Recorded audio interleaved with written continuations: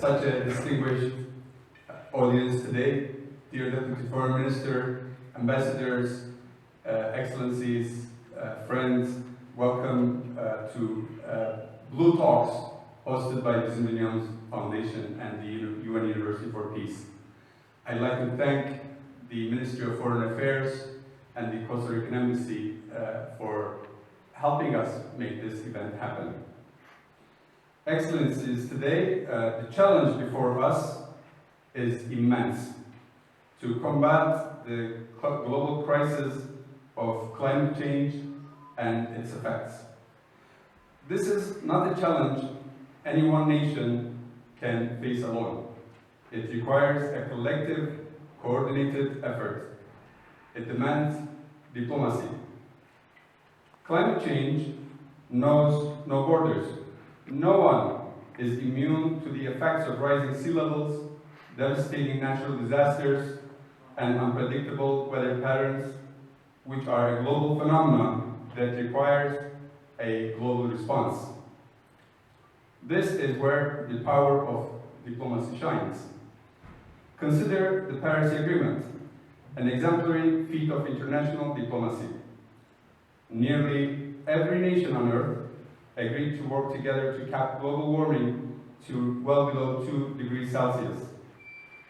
This wasn't just a victory for environmentalists, it was a monumental display of global unity and diplomatic achievement. However, the role of diplomacy extends beyond governmental negotiations. Diplomatic missions around the world play a crucial role in facilitating discussions and partnerships, not only between governments, but also with non-governmental organizations. These missions serve as vital bridges, bringing together expertise, resources, and local knowledge that are crucial for implementing effective climate strategies at the grassroots level. NGOs, with their specialized knowledge and flexibility, can execute underground projects that larger governmental structures may struggle to implement swiftly. Collaborations between diplomatic missions and NGOs enhance the reach and effectiveness of climate initiatives, ensuring that solutions are both innovative and adapted to local needs. Our work as an NGO at Düzenlendi Foundation complements diplomatic efforts by providing underground insights and executing projects that directly address local environmental issues. These efforts of NGOs are often pioneering, tailored specific community needs, and can be scaled up through diplomatic channels to achieve broader global impacts, just like today. The collaboration between NGOs and diplomatic missions is fundamental. Our partnership ensures that international agreements are not just promises on paper, but translate into tangible actions and measurable outcomes. Düzenlendi Foundation is ready to carry joint initiatives such as Blue Talks. We always welcome new ideas and common projects. To address the important issue of climate change, we must work together. We must achieve a livable planet, clean oceans, clean soil, clean air. Excellencies, Mars is too far and it's too cold. There is no planet B. Thank you very much for your attention. The first ever Blue Talk organized by Düzenlendi, Bakif and Ukis, with the purpose of addressing the climate change impact on ocean with the topic of immersing change, ocean action and climate change. We also thank our partners on this important event, such as the Turkish Deputy Foreign Minister and the Ministry of Environment, Urbanization and Climate Change, as well as the Embassy of Costa Rica in Ankara. Climate change is a pressing global problem that transcends borders, impacting economies and communities. It demands concerted actions at the multilateral level. For this reason, the Blue Talks will serve as an effective forum for a global assembly of diplomats, policymakers, and leaders to share strategies, ideas, and viewpoints in order to enhance the discourse around successful climate diplomacy. Fostering a dialogue on the next steps in climate action is vital to maintain the international peace and security and to promote the development of all nations in the world. We live in a world with many challenges, in many fronts, in the field of international peace and security, and this research is an example. But we cannot forget that climate change also affects the future, our stability and our progress as a human community. Thank you very much. His Excellency Isabelle Mon from France, Republic of France, representative in Ankara. His Excellency Takehiko Katsumata, Ambassador of Japan. His Excellency Syed Hani Haif Al-Dajani, Ambassador of Emirates, United Emirates. Mr. David Franz Villan, His Excellency for the University of Peace in Geneva. And Mr. Dr. Abdul Him, head of the Parliamentary Union, thank you for joining us this morning. And Mr. Kahraman Ali Shalit, the President of the Foundation. Distinguished guests, friends all, esteemed colleagues and friends, I'm deeply honored to be today in this Blue Talk. Our collective voices as one echo the urgent call for progress and action to truly transform the health and the well-being of the ocean. I would like to start emphasize the leadership of Costa Rica in securing the adoption of the United Nations General Assembly resolution, which recognized the human right to a clean, healthy, and sustainable environment. Is truly commendable. This powerful and effective response has the potential to catalyze transformative change, inspiring us all to work together towards a better future for our planet.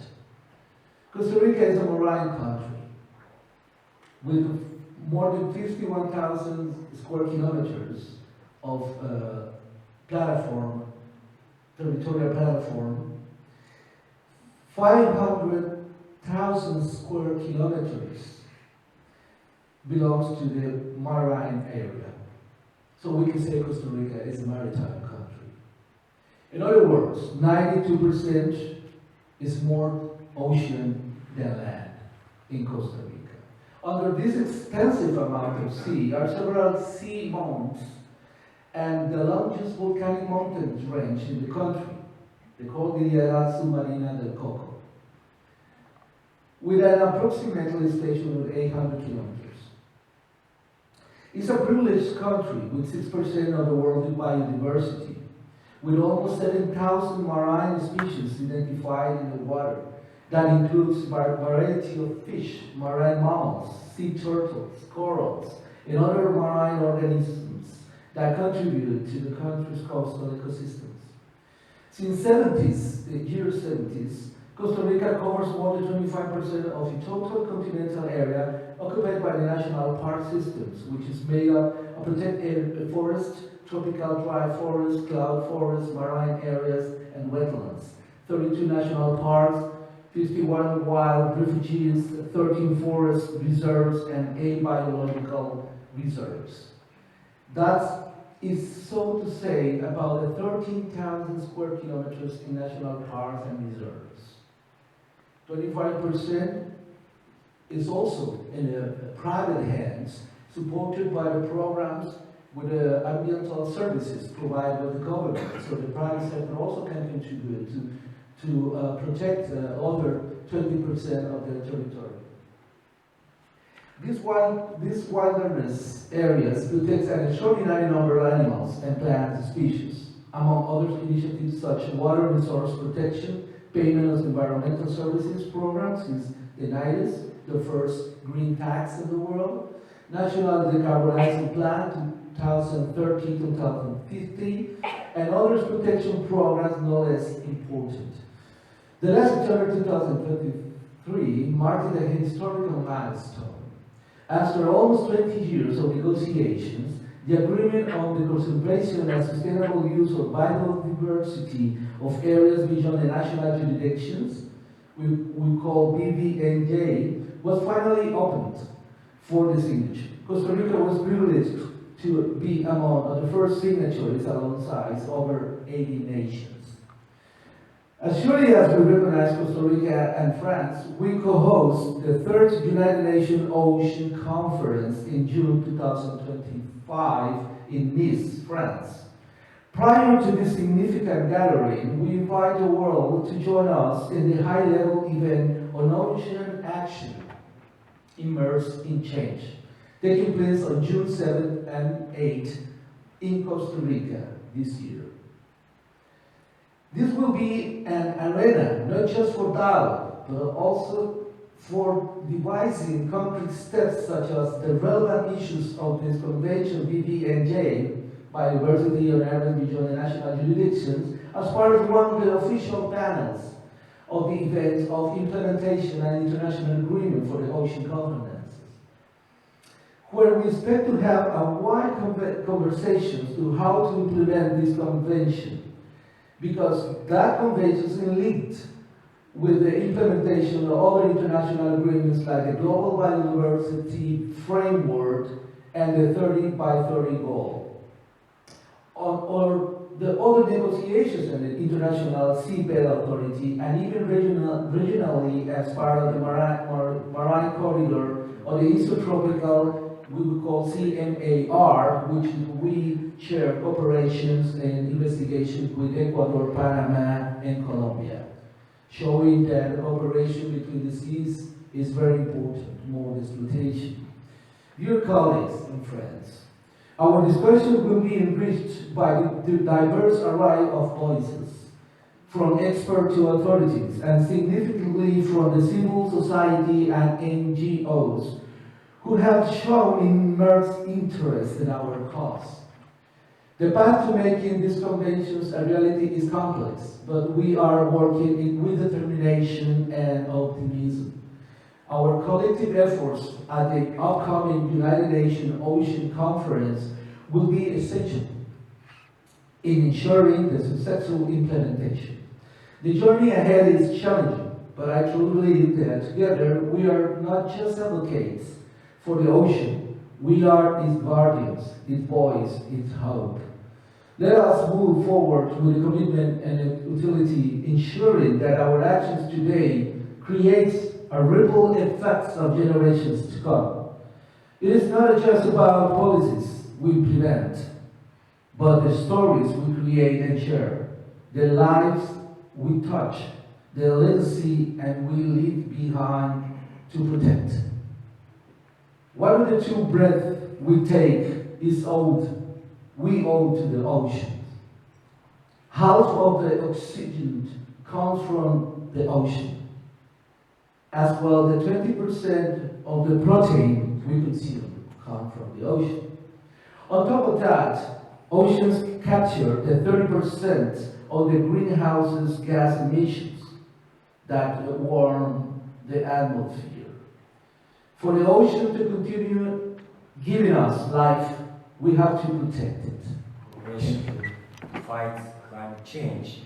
Thank the organizers for providing us this opportunity. It's a timely opportunity because just recently there was a meeting in Barcelona and there will be a series of talks and meetings in Costa Rica, in Nice, France, and this is why we are here, and we have the Japanese colleague, French colleague, all Latin American colleagues, and Turkey is here.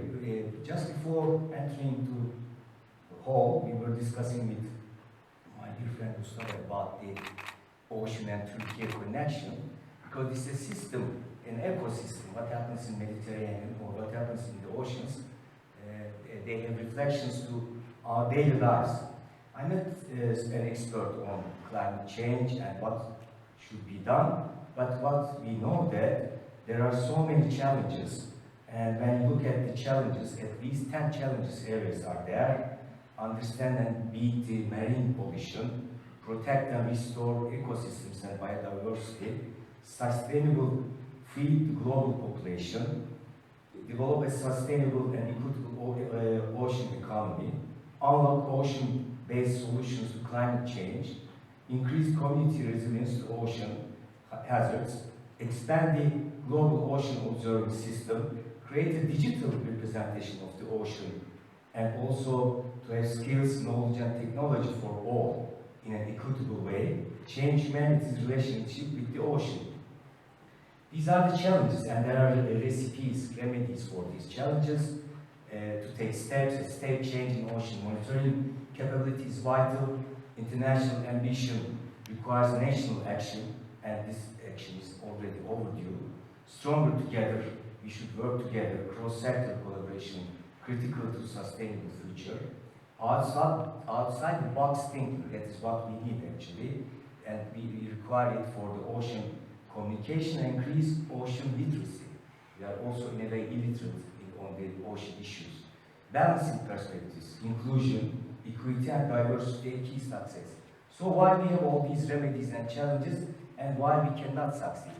Because the main issue is that climate disaster map does not align with the political map, political priorities of the country. This is why we are here.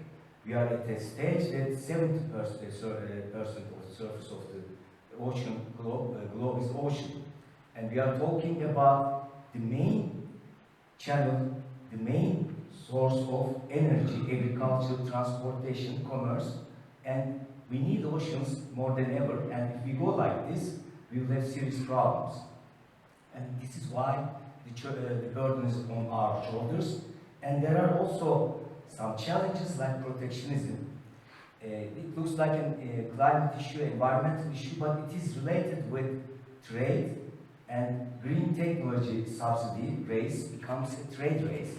And protectionism is one of the main challenges on the issues that we are tackling related with the oceans. Extreme weather conditions is the other thing, because we came to a point, and if we cannot work well, until the 2030, we might lose some species of 30% of the species living in the oceans. And this is a serious challenge. And when we have this serious challenge, as I told you, no one is immune from that. We have the eco-basin of Black Sea and Mediterranean Sea. And what happens in the oceans, reflected in the Mediterranean like that, the marine species are shifting down to cold waters, and instead of them, invasive species are coming to the higher part of the sea, like blue crab and lionfish. And these are serious challenges. As we are sitting here, we might not feel it now, but when we have the food security issue, when we have problems in transportation, or when we have some big challenge like El Nino this summer, we will have really, really serious things. This is why it's a very timely meeting, and this is why we are discussing all these issues together. And you can say that Costa Rica, Japan, Turkey, France, they are in different geographies, but if we do not have this, holistic approach, we will have serious problems. Turkey is aware of its homework to contribute to the global and regional efforts in this direction, and this is why we have set our net zero emissions target for 2053. Green transition is among our priorities, as stated in our development plans. We have national climate change mitigation and adaptation strategy, an action plan for 2030. The climate law, including emissions trading system, is expected to be enacted during the 2024 parliamentary period. Distinguished parliamentarian is also working on that as being the co-chair of the Turkish Costa Rican Friendship Group.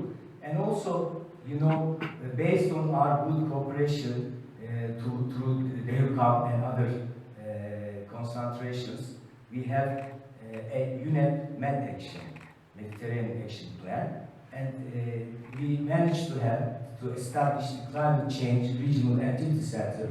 We will have it soon in force, and then we will have it under the umbrella of the UN and under the Barcelona Convention. We will start to function in Istanbul, and this will strengthen regional cooperation and building resilience in the Mediterranean region. And the decision taken in COP22 of the Barcelona Convention in Antalya in 2021 under the Turkey's presence was a milestone in terms of the protection of Mediterranean COP22 decisions. And we aim, and in this COP22, it was decided to curb emissions of sulfur oxides from ships to make the Mediterranean sulfur-free. These are small steps, but very efficient steps, and we will continue with all these steps. And then there is also a very important landmark project of Turkey. It is our Zero Waste project, which was introduced by our First Lady. It's an important role in ocean protection and combating climate change. Zero Waste project was initiated in 2017 under the auspices of the First Lady, Her Excellency Emine Erdoğan. The ultimate objective of the project is to increase the recovery rate of recyclable waste to 60% in 2035. And we are working a lot, and since the beginning of Zero Waste project in Turkey, 185 billion Turkish liras in our economy, 498 million trees, 2.6 billion kilowatts of energy, and 891 million of water were saved, 5.9 million tons of greenhouse gas emissions were prevented, and what is more important, approximately 20 million people were trained on zero waste. This is why I say that climate literacy is very important, and we will work on all these issues. And in the scope of this project, Zero Waste Blue was initiated on the protection of sea and water bodies, and we are trying to carry out public awareness raising and training activities. But this is a collective effort. You know, you can have borders, we might have borders in our east and west, we might have walls, but the climate issue, you cannot have walls, or you cannot have some, nets to prevent the impact of climate change in the oceans and in our seas. I'm sure that this very timely activity will help us to have a better mind on all these issues and to understand the immerse in change with the ocean action and climate change concept in the Blue Talks, which was initiated by dear Bizim Dünyamız Vakfı and the UN University for Peace with the auspices of the Costa Rican Embassy, with the auspices of the efforts of my dear friend Gustavo. I thank you all for your patience and wish you success in this panel and the other activities. Thank you. Leave the panel early after making this small comment, but I have to be in the photo as a photo person, but they pay me for that to represent my country, and then the photo will be the proof that I was here. And now I will repeat the diplomacy, the role of diplomacy. You know, the climate disaster map and political map does not align, and diplomacy should work on that. This is the main issue, and while doing so, we should have a holistic and a comprehensive approach. When I say holistic, it should include all the actors, from Caribbean to Far East, from France to Turkey, because we are in the same system, and it should be a collective effort. As in my statement, I underlined so many elements there. I would like to underline one thing. Know-how is very important. And to share diplomacy should work on the know-how that the advanced countries would have on ocean issues, on climate issues, with the ones with the less developed. Because this is a crucial thing, because we should be on the same page when we are having a struggle or fight against climate change.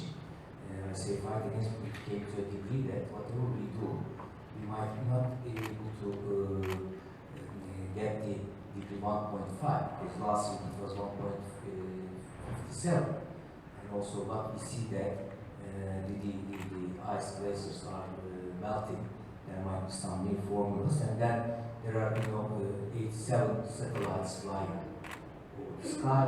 2 of them has 200 miles between them, and then even they can see the difference. This is that dangerous. So there we need to have all our efforts in a collective way. we talk about security. You know, the UN was established for collective security. My distinguished colleague knows. Now, collective security concept is also a climate issue because it is directly related with energy issue, food security. You know, the priority for the people in Miami might be not buying houses next to the shore because it might be underwater, but for the Bangladeshi people, it is how to have the food security. And these, we are also not aware of what kind of, I don't want to be Nostradamus, but what kind of disasters are waiting us. And the COVID issue also showed us the important thing here.